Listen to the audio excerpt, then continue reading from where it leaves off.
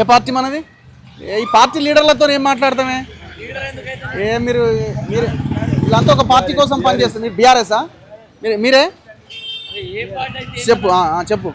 అంటే public, common public అయితేనేమో వాస్తవాలు బయటకు వస్తాయి. చెప్పు.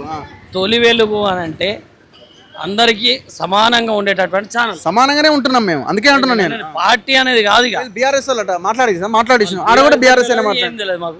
సరే మీరేమనుకుంటున్నారు? ఎవరు గెలుస్తున్నారు? సునీతమ్మ గెలుతా అని అనుకుంటున్నాను. ఎట్లా అంటే ఏ కోణంలో మీరు చెప్తున్నారు? అమర్నాథ్ గోపీనాథ్ గారు చేసినటువంటి పనులు ఏవైతే ఉన్నాయో దాన్ని బట్టి, అలాగే కేసీఆర్ గారు రావాలని చెప్పేసి ప్రజల హృదయాల్లో ఇప్పుడు ఉన్నది కాబట్టి దాన్ని బట్టి వస్తారని చెప్పేసి అనుకుంటున్నాం. ఎందుకంటే కేసీఆర్ గారు 10 సంవత్సరాల్లో చేసినటువంటి పరిపాలన ఇప్పుడు కాంగ్రెస్ ప్రభుత్వంలో ఇప్పుడు చేస్తున్నటువంటి పరిపాలన ఏదైతే ఉందో అది కొంత డిఫరెంట్గా ఉంది. ఆయనను ప్రజలు మళ్ళా మర్చిపోలేకపోతున్నారు.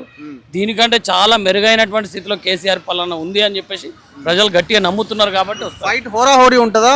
మీ పార్టీ వన్ సైడ్ ఉంటుందా? బీఆర్ఎస్ ఖచ్చితంగా 25,000 మెజార్టీ సునీతమ్మకు వస్తుంది. కారు గుర్తు గెలుస్తుంది. ఓకే.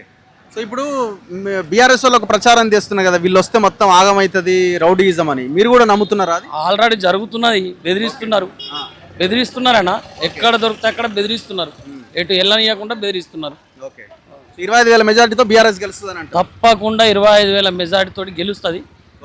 ఎందుకంటే కేసీఆర్ గారిని మర్చిపోతలేరు ప్రజలు. అట్లాగే సునీతమ్మను గెలిపియాల, ఖచ్చితంగా అండగా ఉండాలనేటువంటి ఒక అది వచ్చేసింది. ఆయన భర్త చేసినటువంటి పనులు కూడా ప్రజల్ని కన్నబిడ్డ లెక్క చూసుకున్నాడు కాబట్టి గెలుస్తారని చెప్పేసి. Thank you. మీరన్నా మీరేమనుకుంటున్నారు? బీఆర్ఎస్ గెలుస్తారు. ఎందుకు బీఆర్ఎస్ గెలుస్తుంది అనుకుంటున్నారు?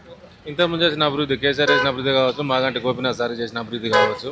ఇప్పుడు ఆయన ఎవరైతే సొంతమ్మ పడినా వాళ్ళ భర్త చనిపోయి ఉన్నాడు, సింపతి కూడా కొంచెం కలిసి వచ్చే అవకాశాలు ఉంటాయి. ఆ విషయాన్ని అనుకుంటున్నాం మేము. Thank you.